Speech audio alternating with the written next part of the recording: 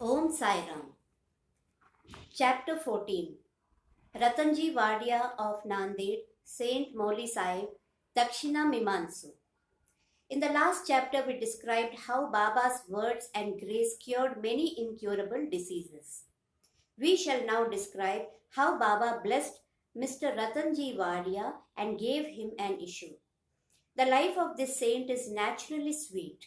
His various doings, eating, walking, and his natural sayings are also sweet. His life is bliss incarnate. Sai gave the bliss to his devotees as a means of remembrances. He gave them various stories of duty and action, which ultimately led them to true religion. His object was to be that people should live happily in this world, but they should be ever cautious and achieve the object of their life, that is, self realization. We get human body as a result of merits in the past birth, and it is worthwhile that with its aid we should attain devotion and liberation in this life. So we should never be lazy but ever be on alert to gain our goal of life. If you hear the Leelas of Sai daily, you will always see him. Day and night, you will remember him in his mind. When you assimilate Sai in this way, your mind will lose its thickness, and if you go on in this manner, it will finally be merged in pure consciousness. Ratanji Wadia of Nanded. Now let us come to the main story of this chapter. In Nanded, in the Nizam state, there lived a Parsi milk contractor and trader by name Ratanji Sapurji Wadia. He had amassed a large amount of money and had acquired fields and lands. He had cattle, horses, and conveyance and was very prosperous. In all outward appearances, he looked very happy and contented, but inwardly he was not so. For providential dispensation is such that no one in this world is completely happy, and rich Ratanji was no exception to this. He was liberal and charitable, gave food and clothing to the poor, and helped all in various ways. The people took him to be a good and happy man, but Ratanji thought himself miserable as he had no issue, male or female, for a long time. Just as a kirtan singing glories of the Lord without love or devotion, song without rhythmical accompaniments, Brahmin without sacred thread, proficiency in arts without common sense, pilgrimage without repentance, and ornamentation without a necklace are futile and useless, so is a householder without an issue. Ratanji always brooded on this matter and said in his mind, would God be ever pleased to grant me a son? He thus looked morose and did not relish his food. Day and night he was enveloped with the anxiety as to whether he would ever be blessed with a son. He had a great regard for Das Ganu Maharaj. He saw him and opened his heart before him. Das Ganu advised him to go to Shirdi, take Baba's darshan, fall at his feet and seek his blessings and pray for an issue. Ratanji liked the idea and decided to go to Shirdi.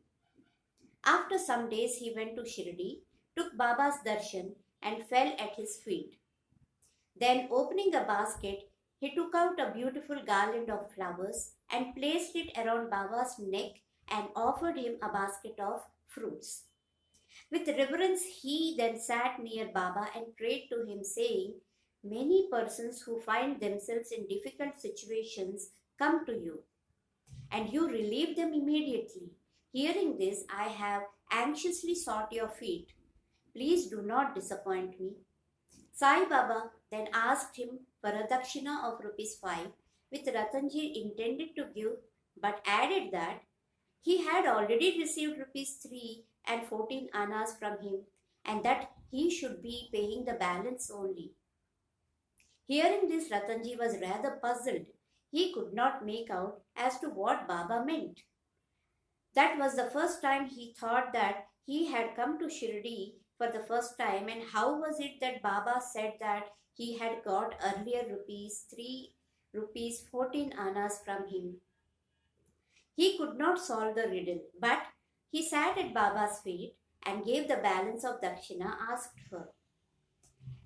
Explained to Baba fully as to why he came and sought his help, and prayed the Baba should bless him with a son. Baba was moved and told him not to worry, and that thence onwards his bad days had ended. He then gave him Udi, placed his hand on his head, and blessed him, saying that Allah would satisfy his heart's desire. Then, after taking Baba's leave, Ratanji returned to Nanded and told Das Ghanu everything that took place at Shirdi. He said that everything went on well there, that he got Baba's darshan and blessings with prasad, but there was one thing which he could not understand. Baba said to him that he had got rupees 3 and 14 annas before. Please explain as to what Baba meant by this remark. He said to Das Ghanu, I never went to Shirdi before, and how could I give him the sum to which Baba referred? To Das Ghanu too, it was a puzzle, and he thought much over it for a long time. Sometimes afterwards it struck to him that Ratanji had received some days ago a Mohammedan saint by name Mauli Sahib in his house and had spent some money for his reception. This Mauli Sahib was a well-known saint of Nanded and he worked as a porter. When Ratanji decided to go to Shirdi, this Mauli Sahib turned up at Ratanji's house. Ratanji knew him and loved him, so he gave a small party in his honor. Das Ghanu got from Ratanji the yadi or memos of expenses of this reception, and everybody was wonderstruck to see that the expenses amounted to exactly 3 rupees 14 annas, nothing more and nothing less. They all came to know that Baba was omniscient and that though he lived in Shirdi, he knew what happened outside, far away from Shirdi. In fact, he knew the past, present and future and could identify himself with anybody. In this particular instance, how could he know the reception given to Mauli Sahib and the amount spent therefore unless he could identify himself with him and be one of him? Ratanji was satisfied with this explanation and his faith for Baba was confirmed and increased. In due time, he was blessed with a son and his joy knew no bounds. It is said that he had in all a dozen issues, out of which only 4 survived. In a footnote towards the end of this chapter, it is stated that Baba told Rao Bahadur Hari Vinayak Sathe after the death of his first wife to marry and that he would get a son. R.B. Sathe married second time. The first 2 issues by his wife were daughters and he therefore felt very despondent. But the third issue was a son. Baba's word did come true and he was satisfied. Now let us see what is this Dakshina Mimansa. Now we shall close this chapter with a few points about Dakshina. It is well known fact that Baba always asked for Dakshina from people who went to see him. Somebody may ask a question, if Baba was a fakir and perfectly non-attached, why should he ask for Dakshina and care for money? We shall consider this question broadly now. First, for a long time, Baba did not take anything. He stored burnt matches and filled his pocket with them. He never asked anybody anything, whether he be a devotee or otherwise. If anybody placed before him a paisa or 2, he purchased oil or tobacco. He was fond of tobacco, for he always smoked a beedi or chillam in an earthen pipe. Then some persons thought that they should not go to saints empty-handed and therefore placed some copper coins before Baba. If a paisa was placed before him, he used to pocket it. It was if it was two paise coin, it was returned immediately.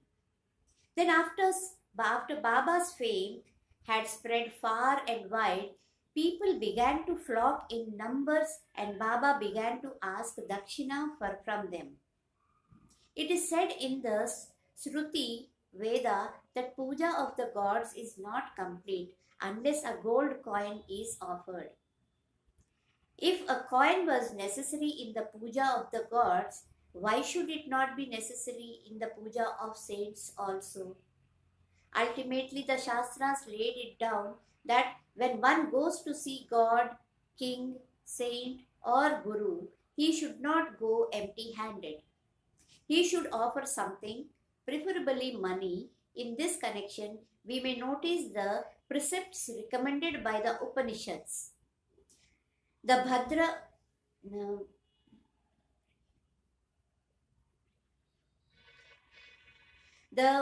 Brihadranayak Upanishad says that Lord Prajapati advised the gods, men, and demons by one letter, Dam.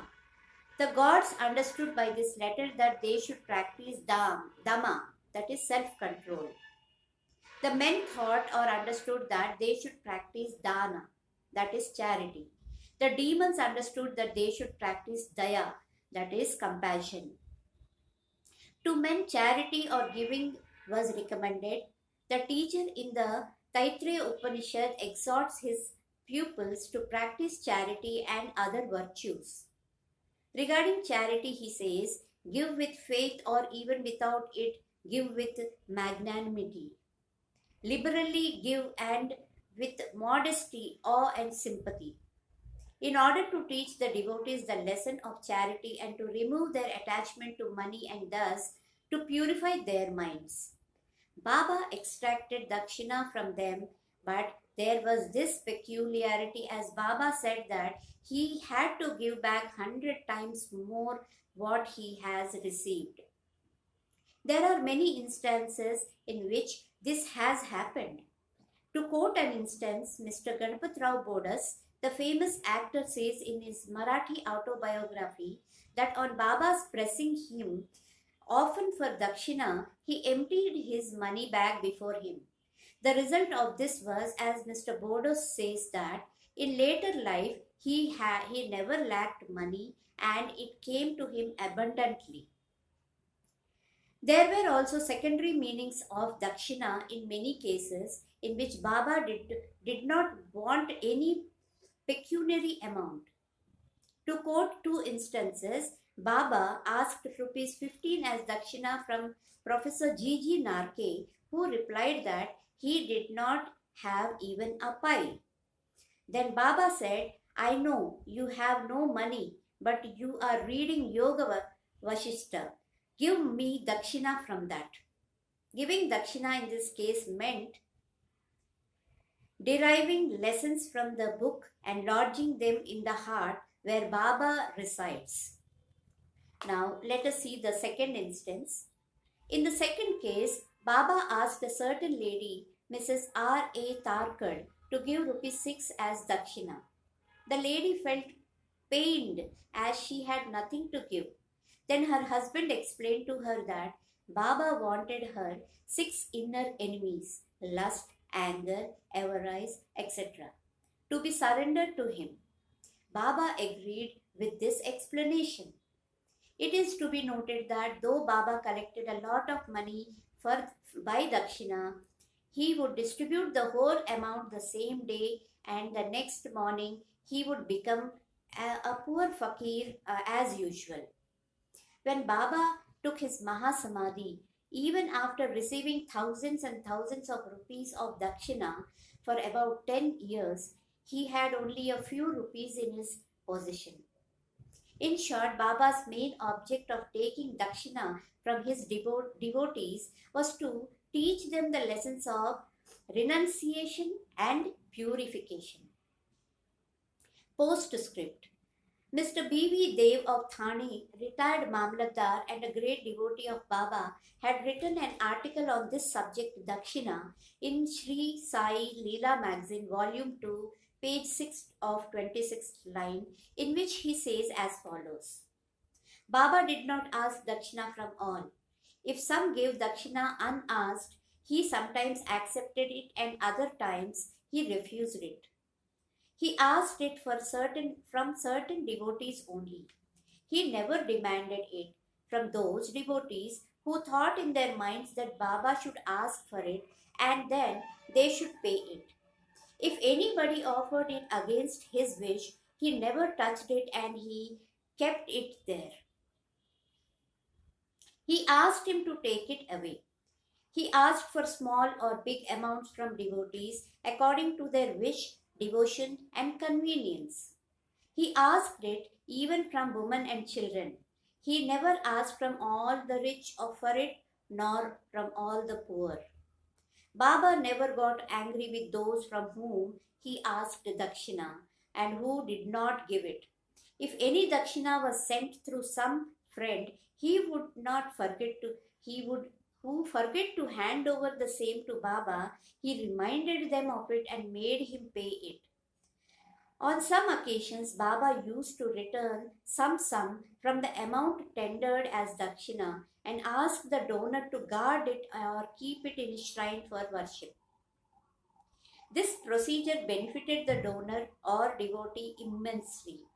If anybody offered more than he originally intended to give, he returned the extra amount. Sometimes he asked more dakshina from some than what were they originally intended to give, and if they had no money, he asked them to beg or borrow from others. For some, he demanded dakshina 3 or 4 times a day. Out of the amount collected as dakshina, Baba spent very little amount for his own sake, that is for buying chillam, smoking pipe, and fuel for his dhuni, that is the sacred fire, and all the rest he distributed as charity in various proportion to various persons. All the paraphernalia of the Shirdi Sansthan was brought by various rich devotees at the instance and suggestion of Radha Krishnamai. Baba always used to get wild and scolded those who brought any costly and rich items or articles. He, he said to Mr. Nana Sahib Chandorkar that all his property consisted of one kopin, that is a cord piece, one stray pipe, a stray piece of cloth, one kafni and a tumeral, that is a tin pot, and that all the people troubled him with bringing all these unnecessary costly articles. Woman and wealth are the two main obstacles in the way of our Paramatma, that is the spiritual life, and Baba had provided for in Shirdi two institutions, that is Dakshina and Radha Krishnamai, for who, whenever they came to him, he demanded Dakshina from them and asked them to go to the school, that is Radha Krishnamai's house. If they stood these two tests well, that is, if they showed that they were free from attachment from woman and wealth, their progress in spirituality was rapid and assured by Baba's grace and blessings. Mr. Dev has also quoted passages from the Gita and Upanishads and shown that charity given in a holy place or to a holy personage conduces to the donor's welfare. What is more holy than Shirdi and its presiding deity, Sai Baba? Bow to Shri Sai Baba, peace be to all. If you really like my recitations in English, Sai Satcharita, then please like, share, comment, and subscribe. Thank you.